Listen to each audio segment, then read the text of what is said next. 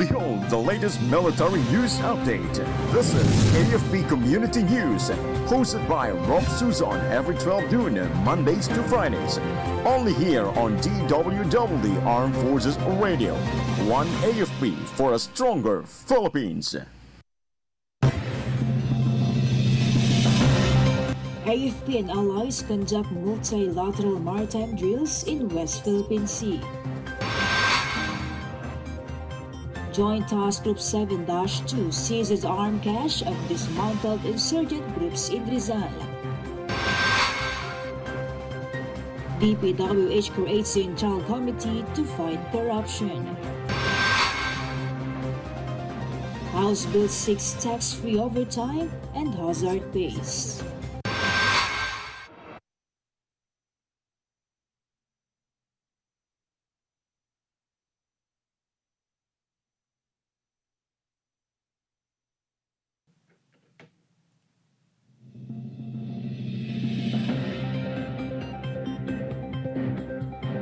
Hello to everyone, especially to our troops at Camp Emilio Ginaldo in Quezon City. Today is a Monday, November 3, and this is AFP Committee News, your source for the updates on the armed forces and other developments across the country. I am Rob Susan Abay here to bring you today's stories. DWDD Armed Forces News. For the brief overview of our news, the Armed Forces of the Philippines, alongside the Australian, New Zealand, and United States Defense Forces, conducted a multilateral maritime cooperative activity in the West Philippine Sea from October 30 to 31, 2025. This 7th MMCA of the year highlighted the nation's shared commitment to maritime cooperation, interoperability, and regional stability. The exercise involved naval and aerial operations, including tactical maneuvers, cross-deck drills, and anti-submarine simulations.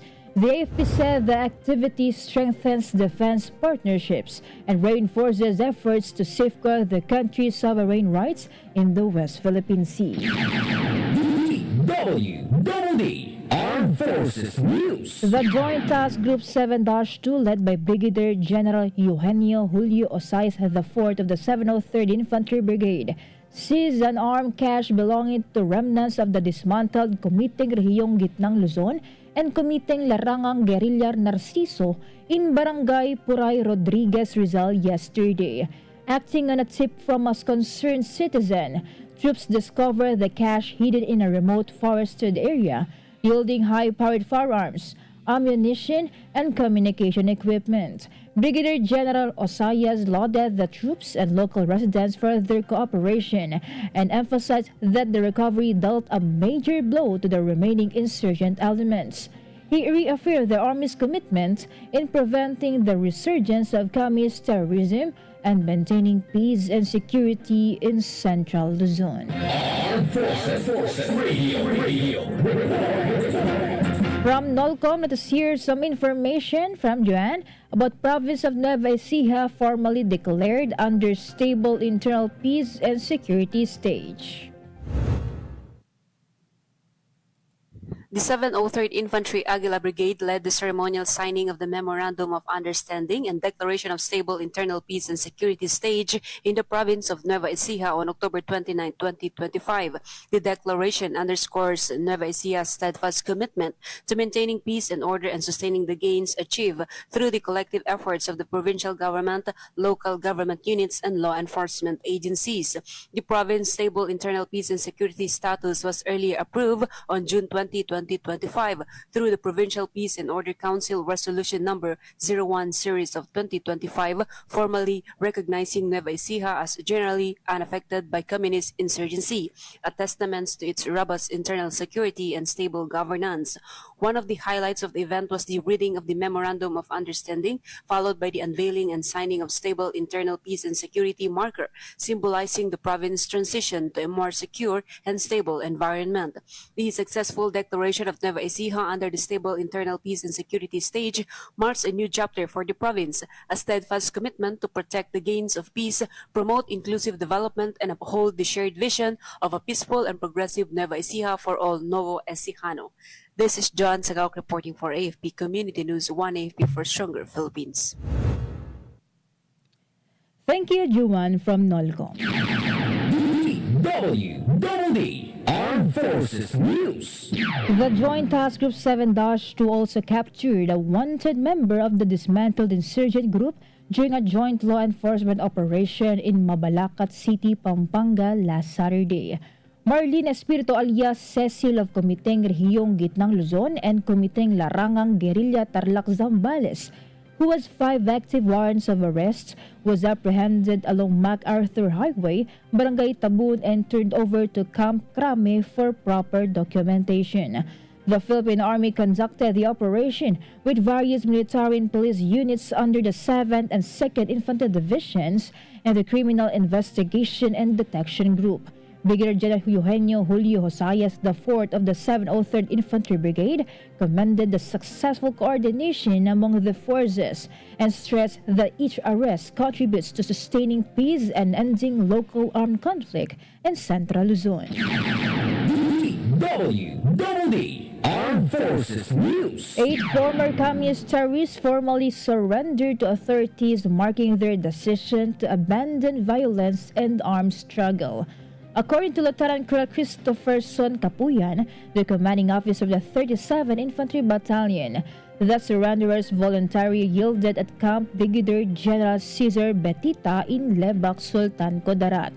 Their surrender resulted from the relentless efforts of the 603rd Infantry Brigade, 37th Infantry Battalion, Philippine National Police, and local government units.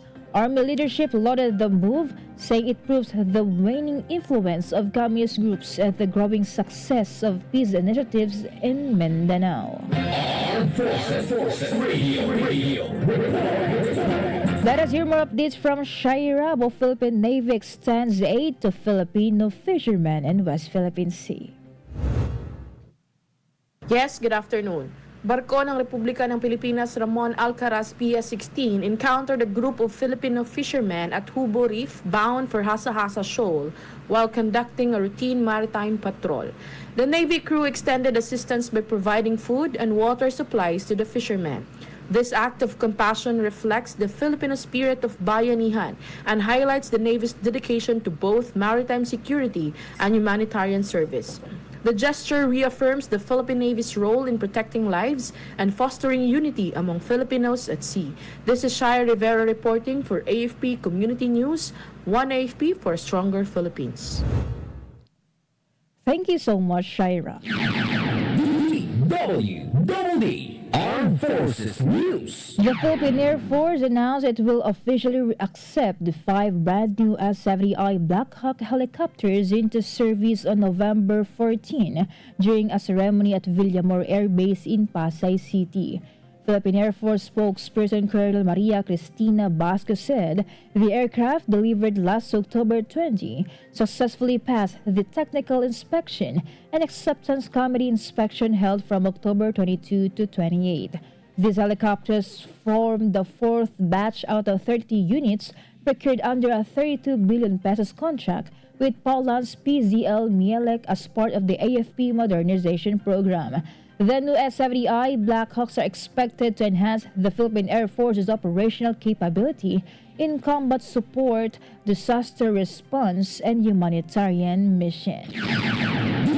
DWDD National News. For our national news, Public Works and Highways Secretary Vince Dizon has created an internal investigation committee as part of the efforts to cleanse the Department of corrupt personnel.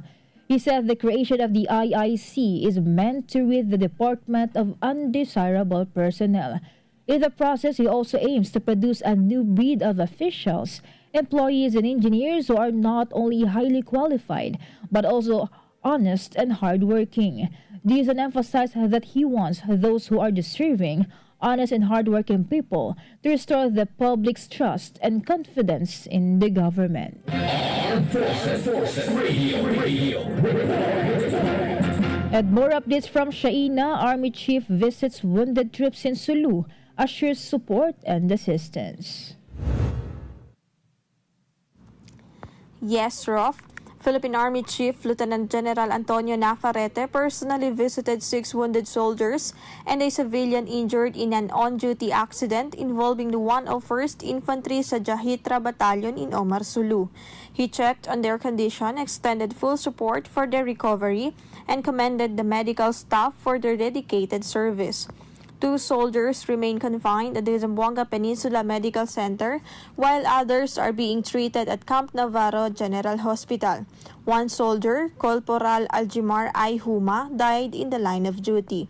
Lieutenant General Navarrete assured continued assistance to the injured and to Corporal Huma's family, emphasizing that the Army's care for its troops extended beyond the battlefield.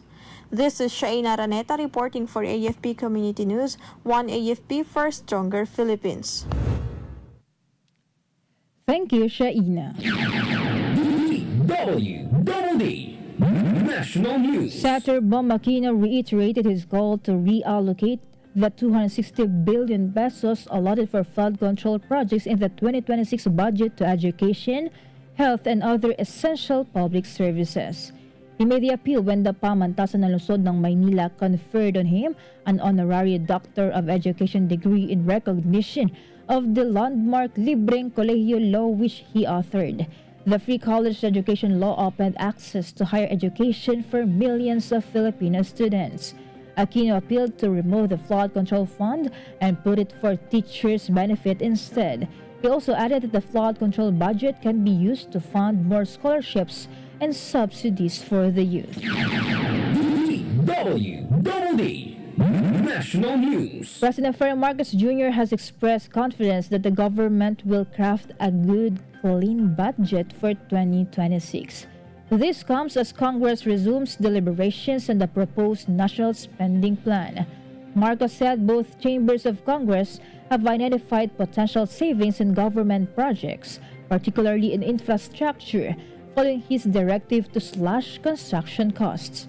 The President earlier announced that the Senate and House of Representatives have agreed to livestream the upcoming bicameral conference committee deliberations for the 2026 national budget to prevent last-minute insertions and backroom deals that have long stirred controversy. Armed Forces Radio. And now some information from Jimboy about Army Chief returns to 1st Infantry Division, urges troops to uphold discipline and professionalism.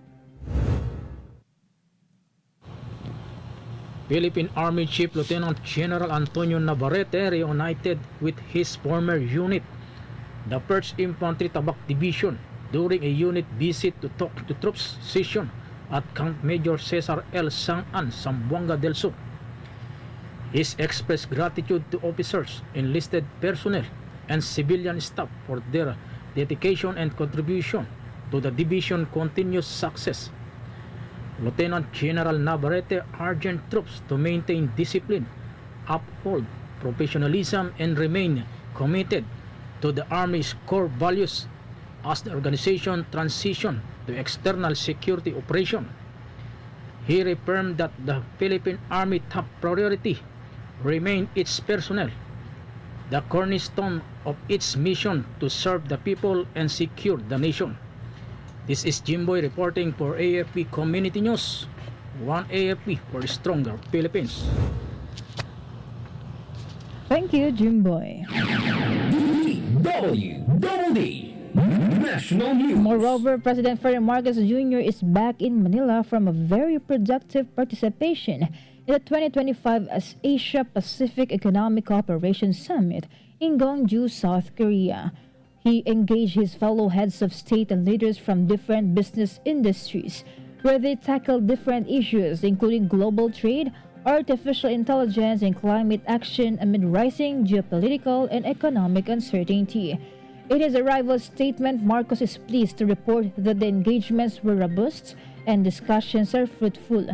Throughout the meetings, he said they focus on the themes of connectivity, innovation, and prosperity, which underpin APEC's mission to foster growth that is inclusive, resilient, and sustainable.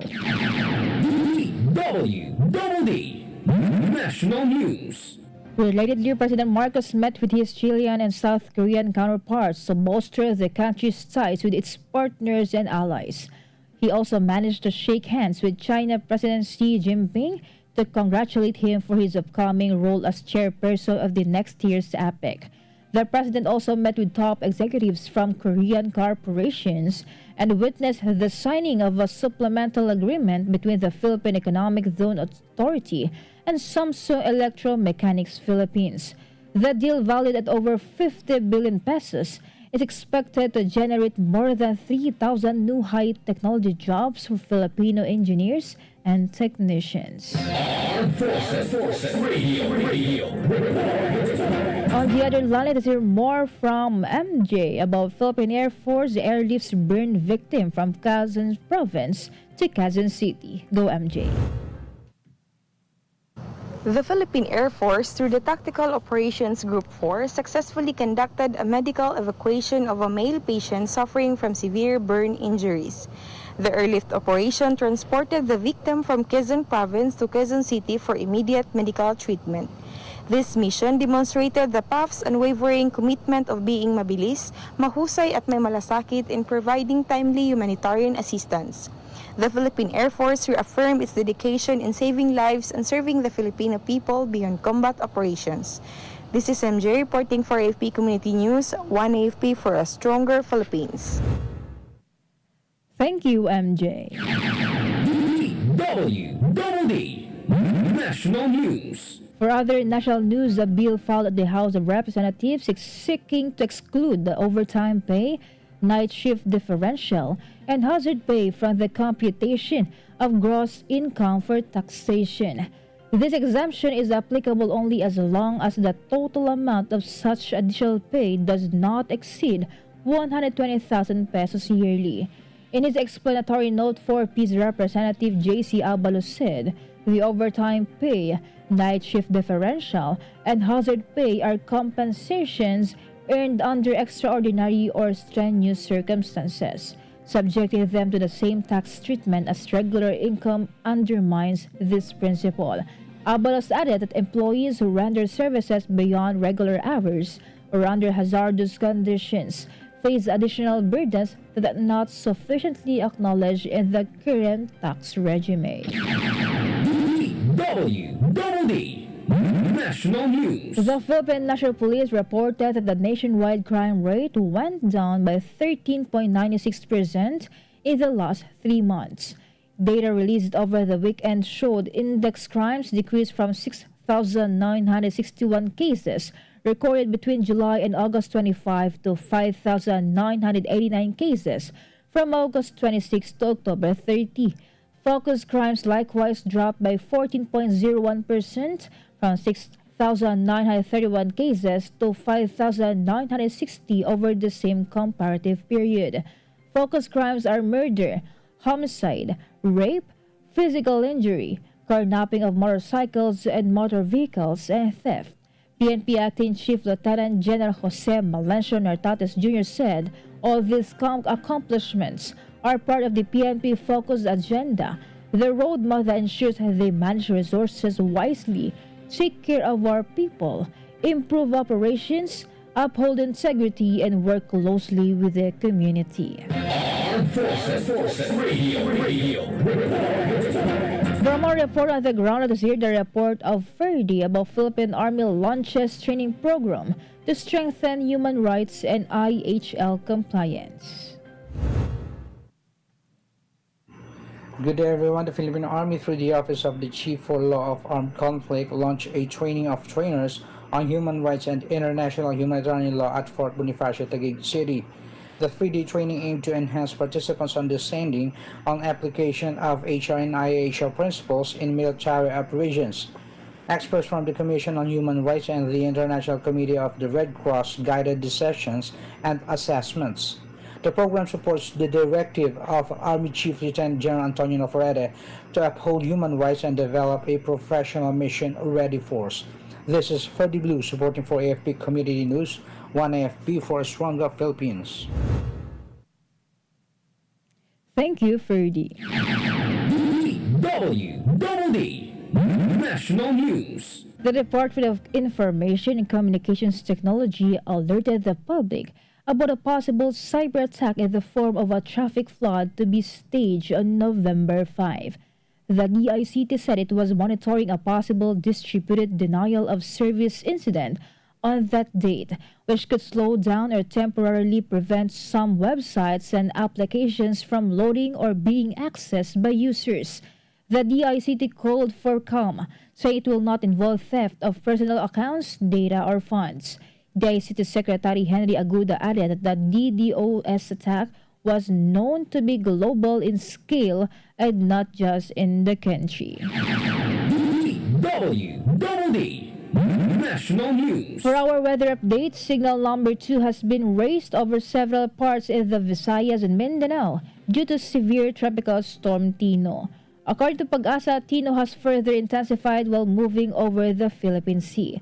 Affected areas in the Visayas include the central and southern portions of eastern Samar, Leyte, Biliran, southern Leyte, Camotes Islands, and the eastern portion of Bohol.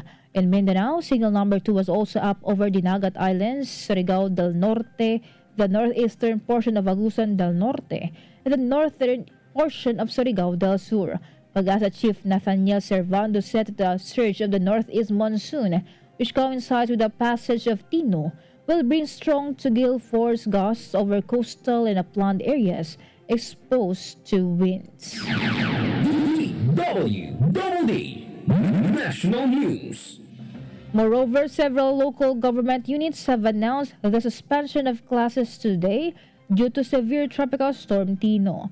As a precaution, several local government units across Visayas and parts of Mindanao have suspended classes due to heavy rains and possible flooding. This includes suspension in some parts of Aklan, Antique, Capiz, Iloilo, and Negros Occidental. In Central Visayas, all levels in both public and private are suspended in Bohol and Cebu Province. Meanwhile, in Mindanao, face-to-face classes in all levels in both public and private are suspended in Butuan City. DWDD Armed Forces News. And that concludes today's broadcast. I thank you for tuning in, especially to our audience on AFP Radio, the DWDD's Facebook page. Be sure to join and catch us again tomorrow for more stories and updates, same time and same station. Once again, this is Susan Abay for AFP Cometa News. One AFP for a stronger Philippines. Behold the latest military news update. This is AFP Community News, hosted by Rob Susan every 12 noon, Mondays to Fridays. Only here on DWDD Armed Forces Radio. One AFP for a stronger Philippines. Kayo ay nakatutok sa DWDD AFP Radio.